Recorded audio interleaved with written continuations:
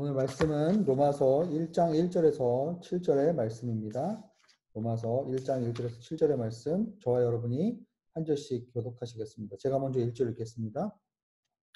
그리스도 예수의 종 바울은 사도로 부르심을 받아 하나님의 복음을 위해 따로 세움을 받았습니다. 그 복음은 하나님께서 예언자들을 통해 성경에 미리 약속하신 것으로 하나님의 아들에 관한 것입니다. 그분은 육신으로는 다윗의 후손으로 나셨고 성결의 영으로는 죽은 자들 가운데 부활해 능력 있는 하나님의 아들로 인정되셨으니 바로 우리 주 예수 그리스도이십니다. 우리가 예수 그리스도를 통해 은혜와 사도직을 받았으니 이는 그분의 이름을 위해 모든 이방 사람들이 믿고 순종하도록 하기 위해서입니다. 여러분 역시 그들 가운데 부르심을 받아 예수 그리스도께 속한 사람들이 됐습니다. 함께 읽겠습니다. 시작. 하나님의 사랑을 받고 성도로 부르심을 받은 로마에 있는 모든 사람들에게 하나님 우리 아버지와 주 예수 그리스도로부터 은혜와 평강이 있기를 빕니다. 아멘.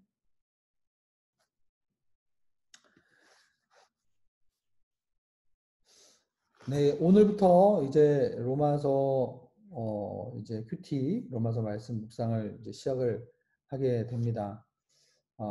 로마서는 성경의 보석과도 같은 책이다 이렇게 불리우는 복음의 정수를 담고 있는, 그리고 복음의 진리를 체계적으로 자세하게 설명하는 그런 책입니다. 우리가 알다시피 초대교회 교부 중에 한 사람인 어거스틴, 그리고 또 중세시대 종교개혁을 이제 일으켰던 마틴 루터나 또 칼빈, 존 칼빈 같은 사람들이 이 로마서를 읽으면서 정말 변화를 받았고, 그리고 그 복음의 메시지를 통해서 또 수많은 사람들이 변화가 되었습니다. 또 현대 시대에는 존 스토트 목사님 같은 분, 정말 이 세상에 또 많은 영향력을 끼쳤던 그런 분들이 로마서를 읽으면서 변화를 받았던 그런 사람들이죠. 아마 여러분들도 개인적으로 로마서 말씀을 설교를 듣든지 아니면 말씀을 읽으면서 많은 감동과 변화들이 있었을 것으로 생각합니다.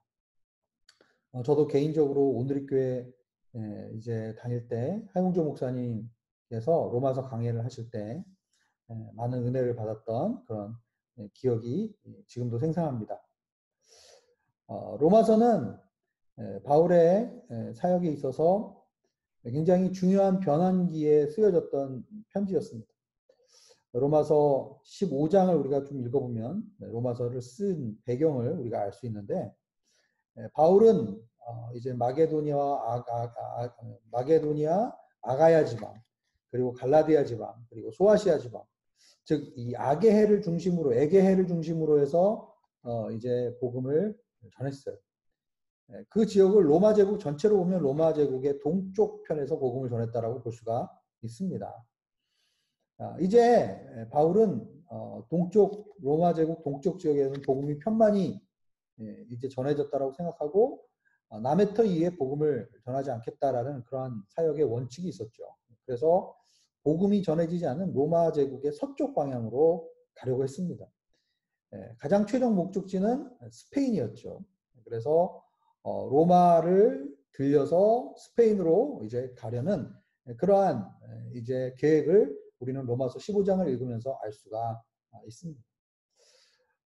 그래서 로마 제국 내에서 어떻게 보면 정치적으로, 경제적으로, 군사적으로 굉장히 중요했던 중심지인 이 로마, 특별히 바울이 세우진 않았지만 이미 이제 추측하기로는 오순절 성령 강림 사건 이후로 당시에 예루살렘에 왔던 그리스도인들, 디아스포라 그리스도인들에 의해서 로마의 교회가 세워졌을 것이라고 추측을 해볼 수 있죠. 그래서 자기가 세우진 않았지만 이제 자기가 세우지 않았고 직접 가르치지 않았기 때문에 로마에 있는 교인들에게 복음의 내용에 대해서 상세하게 설명할 필요를 느꼈을 것이고, 또 스페인으로 가는 여정 가운데 로마 교회가 이제 선교적으로 바울을 후원하는 그러한 역할을 감당했으면 좋겠다라는 아마 소망도 가지고 있었을 것입니다.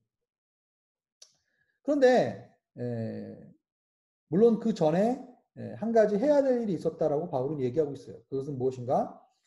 이제 아가야 지방과 마게도니아 지역의 성도들의 이제 헌금을 받았어요. 그리고 예루살렘에 있던 성도들 가운데 어려움 가운데 있는 성도들을 위해서 이제 어떻게 보면 영적인 장자의 역할을 하는 예루살렘 교회에 이 이방인들 교인들이 이제 헌금한 그 헌금을 전달하려고 했다라는 그런 내용을 이제 로마서 15장에 우리는 알 수 있습니다. 그래서 일단 예루살렘에 들려서 이제 연보를 전달하고 그리고 이제 로마를 거쳐서 스페인으로 가려는 그러한 생각을 하고 있었던 것이죠.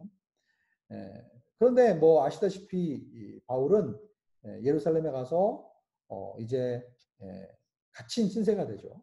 이제 붙잡히게 되고 그리고 나중에 자유의 몸으로 로마에 가서 복음을 로마에 입성하는 것이 아니라 결국은 이제 죄수의 신분으로 이제 갇힌 자의 신분으로 결국은 나중에 로마에 가게 됩니다. 즉 바울이 이 로마서를 쓴 시대적 배경은 이제 주후 57년경이라고 우리가 알려져 있어요. 주후 57년경.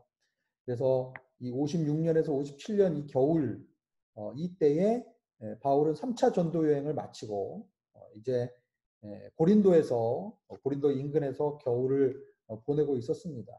그리고 이제 예루살렘으로 이동하기 전에 이제 그 다음 계획을 생각하면서 스페인으로 갈 복음 전할 계획을 생각하면서 로마에 있는 성도들에게 이 편지를 쓴 것입니다. 당시에 로마 교회는 어떤 상황이었을까요? 로마 교회는 굉장히 특이한 상황이 있었습니다. 글라디우 황제 때 사도행전 18장 2절에 보면 글라우디우 황제 때 이제 주후 49년이라고 알려져 있는데 바울이 로마서를 쓰기 한 7, 8년 전의 일이죠. 그곳에 이제 유대인들이 이제 글라우디우 황제에게 이제 축출을 당하는 정치적으로 이제 그 오해를 받고 모함을 받아서 유대인들이 로마에서 쫓겨나게 됩니다. 칙령, 이 글라우디오 황제의 칙령으로 인해서 로마에서 살던 유대인들이 쫓겨나게 되죠. 그래서 그때 브리스길라와 아굴라 같은 사람도 그때 로마에서 쫓겨났다라고 알려져 있습니다. 어쨌든 이러한 그 일들이 일어나게 됐고 사실은 그 주후 49년 이전에 이미 이제 유대인들 그리스도인들을 중심으로 해서 로마의 교회가 세워져 있었을 것입니다. 그러나 유대인들이 다 쫓겨나면서 이제 글라우디오 황제가 이제 54년 주후 54년 즉 한 5년 뒤에 이제 죽게 되고 그 칙령이 이제 그때 무력화되죠. 그래서 주후 54년 이후에는 다시 이제 이방인들 유대인들이 다시 들어오게 되지만 한 이 5, 6년의 시간 동안에 원래 회당 중심의 유대인 그리스도인들의 모임이었던 로마 교회가 완전히 이방인들에 의한 교회로 완전히 탈바꿈하게 됩니다.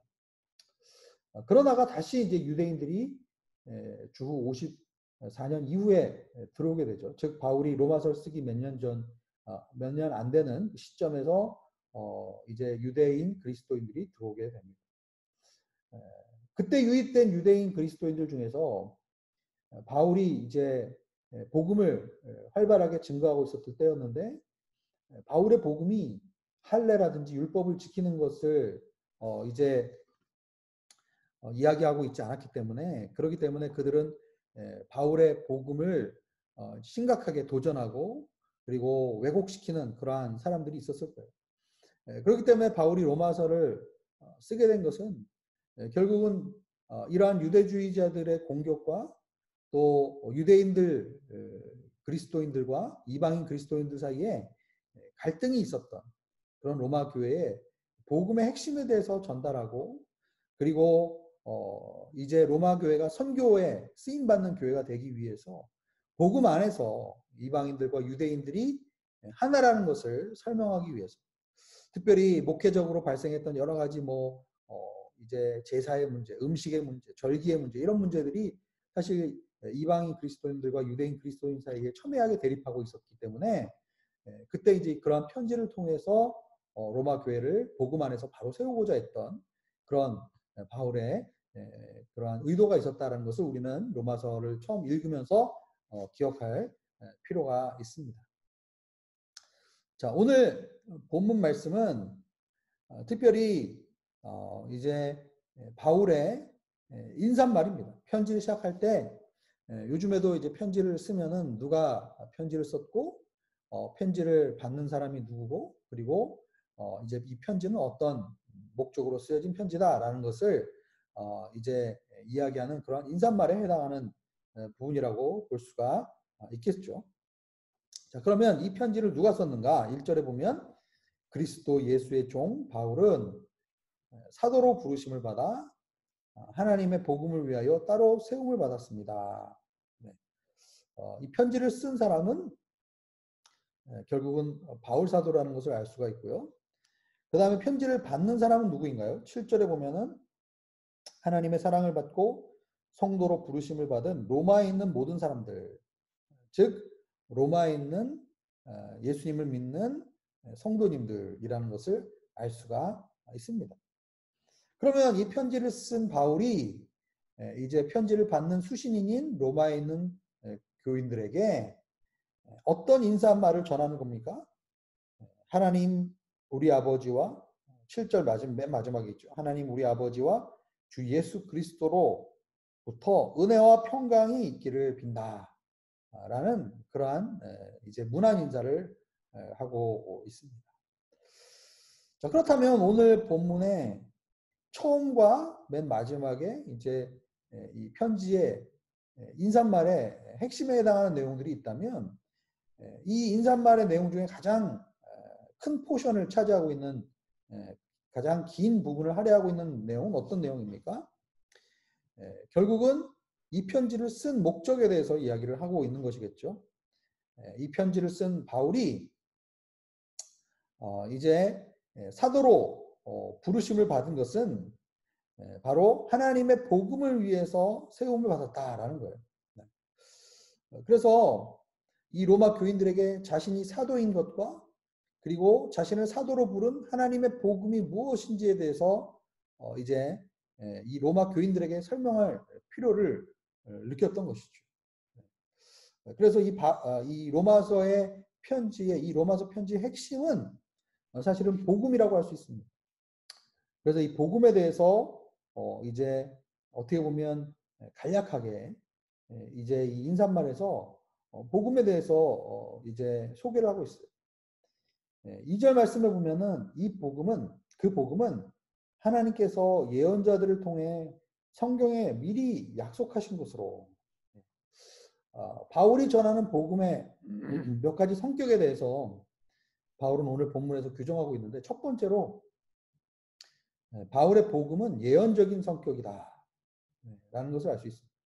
그러니까 이 복음은 인간이 만들고 조작하고 어떻게 보면 인간이 고안한 것이 아니라 이 바울의 복음은 하나님의 말씀으로 하나님의 메신저들, 하나님의 예언자들을 통해서 성경에 이미 약속된 것이다 라는 것을 알 수 있습니다.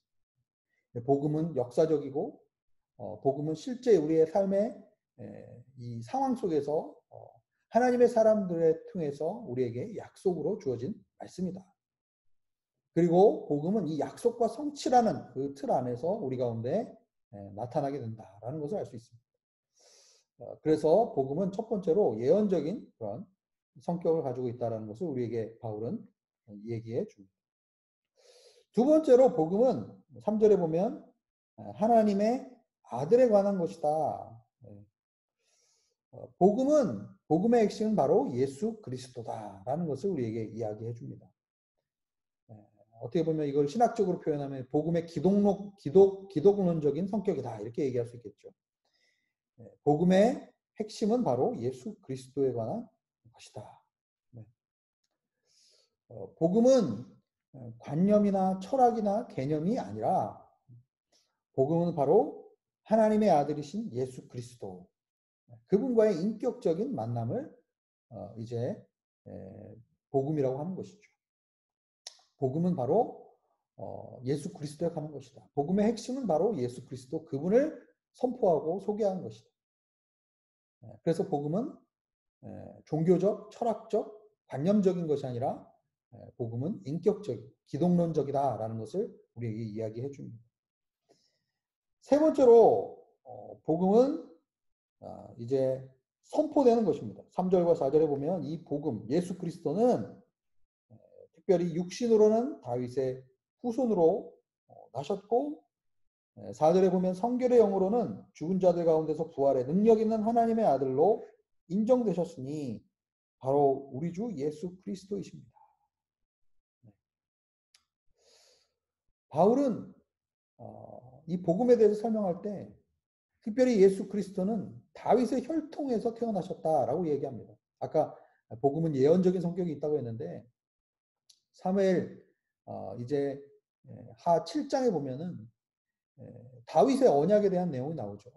결국 다윗이 하나님을 위하여 집을 지어드리려고 했을 때 하나님께서는 다윗에게 집을 짓는 것을 허락지 않으시고 하나님의 성전을 짓는 것을 허락지 않으시고 다윗의 아들이 하나님을 위해서 집을 지을 것이고 하나님께서는 다윗의 가문을 통해서 다윗의 자손을 통해서 하나님 나라의 영원한 통치를 약속하십니다.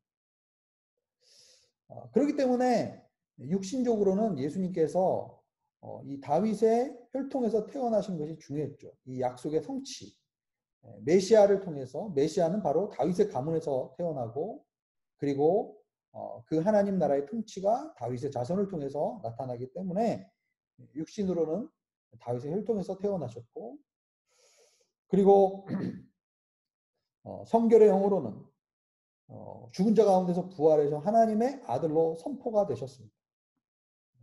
이게 무슨 얘기일까요? 예수님께서 십자가에서 죽으시고 부활하시기 전에도 그분은 하나님의 아들이셨습니다. 그러나 예수님이 십자가에서 고난당하시고 우리의 죄를 위해서 십자가에서 죽으시고 그리고 죽은 자 가운데서 부활하셨으므로 그는 능력 있는 하나님의 아들, 능력의 하나님의 아들로 선포되셨다는 거예요. 즉 예수님의 십자가에서 죄와 사망 권세를 이기시고 성령의 능력으로 부활하심을 성령 안에서 성령의 능력 안에서 부활하셔서 이제 모든 이름 위에 뛰어난 이름을 받으셨고 하늘과 땅의 모든 권세가 예수 그리스도께 주어졌습니다. 그래서 그분은 능력 있는 하나님의 아들로 선포가 되신 것이죠. 즉 이 3절과 4절을 통해서 복음은 구원론적이다. 즉 예수 그리스도를 믿는 모든 자들에게 구원을 주시는 하나님의 능력이 바로 이 예수 그리스도를 통해서 나타난다. 죽은 자를 살리신 그 성령의 능력이 예수 그리스도 안에서 나타나게 되어 있습니다. 그리고 그 예수 그리스도는 다윗의 자손으로서 하나님 나라의 통치를 가져오시는 그러한 분이시다. 즉 이 복음은 구원의 능력이 있는 그러한 복음이라는 것을 우리에게 말씀해 주고 있습니다. 그리고 복음은 바울이 선포하는 복음은 또한 윤리적인 복음입니다. 5절에 보면은 우리가 예수 그리스도를 통해 은혜와 사도직을 받았으니 그분의 이름을 위하여 모든 이방 사람들이 믿고 순종하도록 하기 위해서입니다. 바울이 이 로마서를 쓴 편지의 결국 핵심 목적을 한마디로 요약해 보라면 예수 그리스도를 믿고 그리고 그들이 복음의 능력을 체험하고 그리고 예수 그리스도께 온전히 순종하고 예수님을 온전히 믿고 그리고 예수님을 믿음으로 말미암아 성령의 인도하심과 능력을 통해 우리가 하나님의 말씀을 순종하도록 하는 것이죠. 즉 복음은 우리에게 구원의 능력을 나타내는 그러한 구원론적인 그러한 복음이면서 동시에 그 구원의 능력은 우리들을 변화시키는 우리의 삶을 하나님의 말씀으로 인해서 변화시키는 그러한 윤리적인 그러한 또한 복음이라는 것입니다. 그리고 복음은 마지막으로 선교적입니다. 6절과 7절에 보면은 결국은 예수 그리스도의 이 부르심을 받아 주님께 속한 사람들이 됐는데 이제 이방 사람들 여러분 역시 그죠? 5절 6절에 보면 모든 이방 사람들이 믿고 순종하기 위해서다. 즉 유대인들뿐만 아니라 이방인들도 예수 그리스도 안에서 한 형제요, 한 자매요. 하나님의 같은 권속이 주님 나라 안에서는 이방인들도 주님께로 돌아올 수 있고, 그리고 하나님의 사랑을 받고 성도로 부르심을 받은 이 로마 성도들 대부분 이방인 그리스도인들인데 그들에게도 하나님의 이 거룩하신 부르심과 하나님의 사랑이 있다라는 거죠. 정말 예수 그리스도 안에서 이 복음은 인종과 문화와 또 우리의 배경과 이런 것들을 초월해서 우리를 그리스도 안에서 하나 되게 만드는 이러한 선교적인 그러한 복음의 성격이 있다라는 것을 우리에게 이야기를 해주고 있습니다. 그럼 저는 오늘 이 말씀을 읽으면서 개인적으로는 5절 말씀, 우리가 예수 그리스도를 통해 은혜와 사도직을 받았다. 이 말씀에 사실 개인적으로 좀 은혜를 받습니다. 왜냐하면 우리가 하나님 앞에 부르심을 받을 때 그냥 너는 가서 이 일을 감당해라 이렇게 주님께서 말씀하시는 것이 아니라 하나님은 그 사도의 직분을 감당할 수 있는 우리에게 은혜도 주신다는 거죠. 힘을 주신다는 거예요. 능력을 주신다는 거예요. 감동을 주신다는 거죠.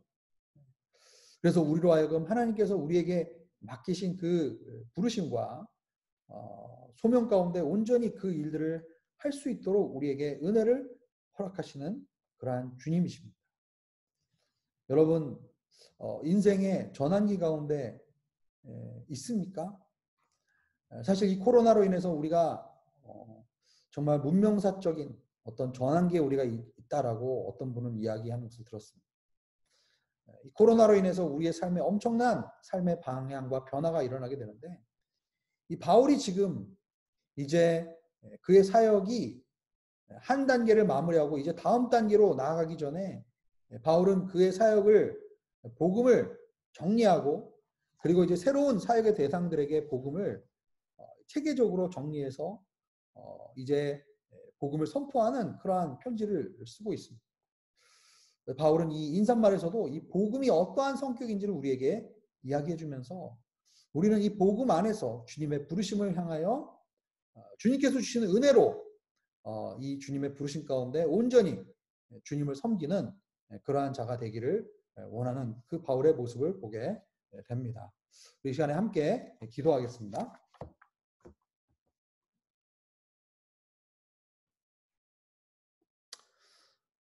우리 함께 기도하실 때 첫 번째로는 인생의 전환기에 있던 바울이 복음을 전파하고 경험하기 위해 로마서를 썼듯이 로마서의 묵상을 통해 인생의 전환기에 있는 우리 모두가 주님 안에서 자유케 될 수 있도록 기도했으면 좋겠습니다.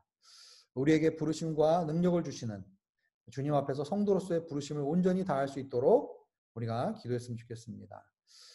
그리고 복음 안에서 인종적인, 민족적인, 계층적인 이러한 편견들을 내려놓고 주 안에서 하나 될 수 있도록 함께 기도했으면 좋겠습니다. 이 시간에 함께 통성으로 각자의 자리에서 주신 기도 제목 가지고 함께 기도하겠습니다.